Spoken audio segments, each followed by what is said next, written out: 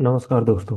अगर आप RRB group D 2025 की तैयारी कर रहे हैं और चाहते हैं कि आपका सिलेक्शन पक्का हो, तो आप बिल्कुल सही जगह पर हैं। इस वीडियो में हम आपके लिए लेकर आए हैं आरआरबी ग्रुप डी के सबसे इंपॉर्टेंट एमसीक्यू जो बार बार एग्जाम में पूछे जाते हैं। तो वीडियो को ध्यान से देखें, हर सवाल को सॉल्व करें और अपनी प्रिपरेशन को एक लेवल ऊपर ले जाएं। दोस्तों, आज के इस सेशन में हम बात करने वाले हैं भारतीय संसद से जुड़े कुछ महत्वपूर्ण प्रश्नों की। चलिए शुरू करते हैं। आज का पहला प्रश्न, आज का पहला सवाल है, भारत की लोकसभा के प्रथम अध्यक्ष कौन थे? जीबी मावलंकर, पी उपेंद्र, बालराम झाकड़, अनंत शयनम आयंगर। सही उत्तर हो जाएगा ऑप्शन ए, जीबी मावलंकर। स्वतंत्र भारत की प्रथम लोकसभा 1952 के पहले अध्यक्ष जीबी मावलंकर थे। अगला सवाल है, अनुच्छेद 79 के अनुसार संसद का अभिन्न अंग कौन है? प्रधानमंत्री, राष्ट्रपति, मुख्यमंत्री, कैबिनेट। सही उत्तर हो जाएगा ऑप्शन बी, राष्ट्रपति। तो अनुच्छेद 79 के अनुसार संसद राष्ट्रपति प्लस लोकसभा प्लस राज्यसभा से मिलकर बनी होती है। अगला सवाल है, भारतीय संसद में कौन कौन शामिल है? लोकसभा, राज्यसभा, राष्ट्रपति या फिर उपरोक्त सभी। सही उत्तर हो जाएगा ऑप्शन डी, उपरोक्त सभी। संसद तीन अंगों से मिलकर बनती है, जो कि है राष्ट्रपति, राज्यसभा और लोकसभा। अगला सवाल है, दोनों सदनों की दो बैठकों के बीच का अंतर अधिकतम कितने माह होना चाहिए? 3 माह, 6 माह, 9 माह, 12 माह। सही उत्तर हो जाएगा ऑप्शन बी, 6 माह। संविधान के अनुसार संसद की दो बैठकों के बीच 6 महीने से अधिक अंतर नहीं हो सकता। अगला सवाल है, लोकसभा का सत्र एक वर्ष में न्यूनतम कितनी बार बुलाया जाता है? 1 बार, 2 बार, 3 बार, 4 बार। सही उत्तर हो जाएगा ऑप्शन सी, 3 बार। परंपरागत रूप से संसद के तीन सत्र होते हैं, बजट, मानसून और शीतकालीन। अगला सवाल है, सदन के कुल सदस्यों का कितना भाग कोरम के लिए आवश्यक होता है? 1/5, 1/10, 1/3 या 1/4। सही उत्तर हो जाएगा ऑप्शन बी, 1/10 भाग। संसद की बैठक वैध होने के लिए कम से कम 1/10 सदस्य उपस्थित होना आवश्यक है। अगला सवाल है, लोकसभा में विपक्ष के दर्जे के लिए किसी पार्टी के पास न्यूनतम कितनी सीटें होनी चाहिए? कुल सीटों का 5%, कुल सीटों का 10%, कुल सीटों का 15% या फिर 50 सीटें। सही उत्तर हो जाएगा ऑप्शन बी, कुल सीटों का 10%।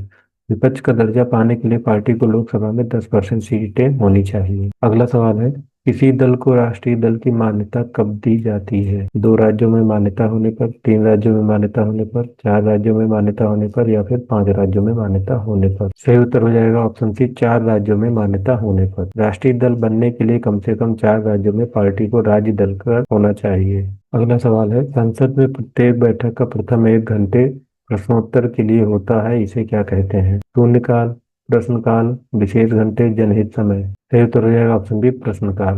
बैठक के पहले 1 घंटे को प्रश्न पूछने और उत्तर देने के लिए निर्धारित किया गया है। अगला सवाल है, शून्यकाल क्या है?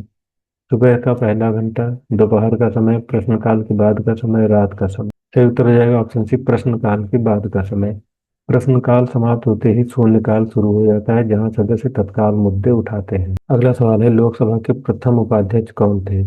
जीबी मावलंकर, एम अनंत शयनम अयंगार, हुकुम सिंह, पीए संगमा। सही उत्तर हो जाएगा ऑप्शन बी, एम अनंत शयनम अयंगार। प्रथम लोकसभा के उपाध्यक्ष अयंगार थे। अगला सवाल है, लोकसभा का सेक्रेटरी जनरल किसके द्वारा नियुक्त होता है?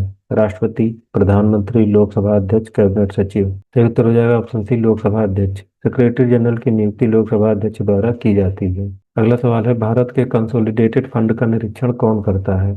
राष्ट्रपति, प्रधानमंत्री, नियंत्रक एवं महालेखा परीक्षक, वित्त आयोग। सही उत्तर हो जाएगा ऑप्शन सी, कैग।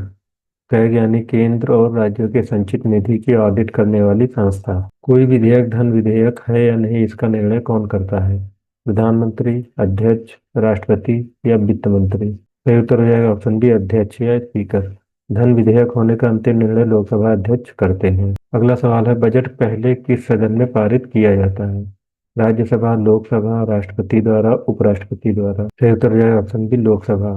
धन संबंधी सभी प्रस्ताव पहले लोकसभा में पेश और पारित होते हैं। अगला सवाल है, जब ना तो अध्यक्ष और ना उपाध्यक्ष उपलब्ध हो तो लोकसभा की अध्यक्षता कौन करता है?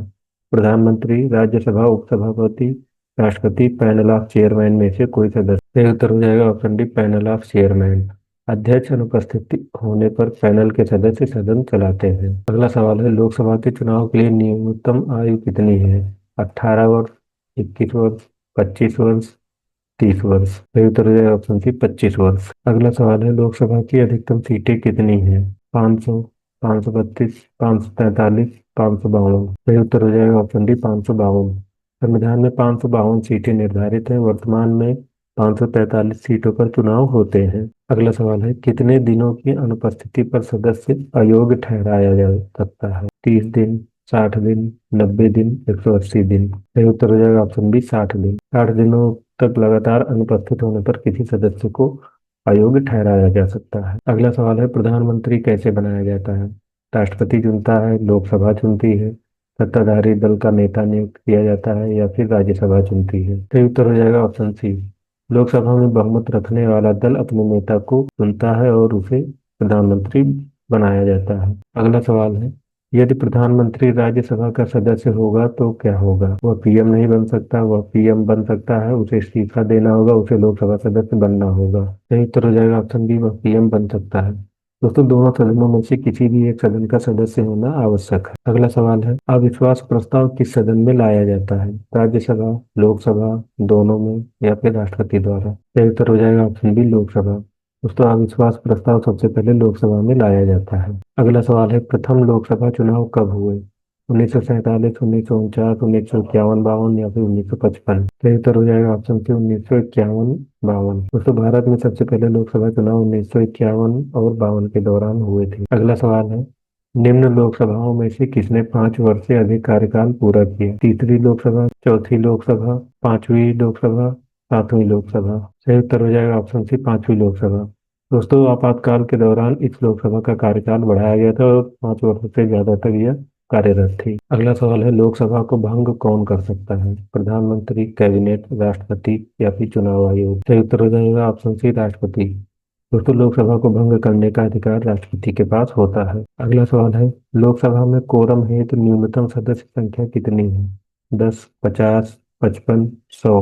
सही उत्तर हो जाएगा ऑप्शन सी, 55। दोस्तों, कुल सदस्यों का 1/10 भाग कोरम पूरा करने के लिए आवश्यक होता है। अगला सवाल है, लोकसभा राज्यसभा संयुक्त बैठक की अध्यक्षता कौन करता है? प्रधानमंत्री, राज्यसभा सभापति, लोकसभा अध्यक्ष, राष्ट्रपति? सही उत्तर हो जाएगा ऑप्शन सी, लोकसभा अध्यक्ष। अगला सवाल है, लोकसभा रद्द होने पर अध्यक्ष पद कब समाप्त होता है?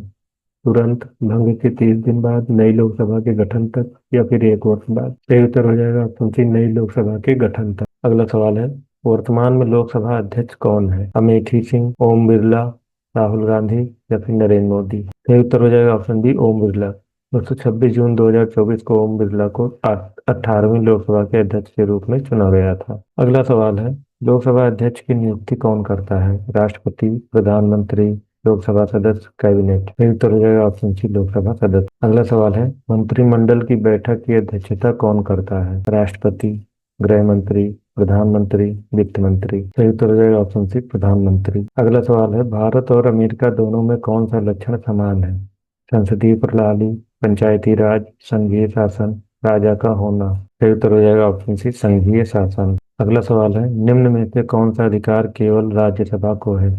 धन विधेयक पारित करना, राष्ट्रपति का चुनाव, अखिल भारतीय सेवा बनाना, लोकसभा अध्यक्ष का चुनाव? सही उत्तर हो जाएगा ऑप्शन सी, नई अखिल भारतीय सेवा बनाना। तो दोस्तों, आज के आरआरबी ग्रुप डी एमसीक्यू यहीं खत्म होते हैं।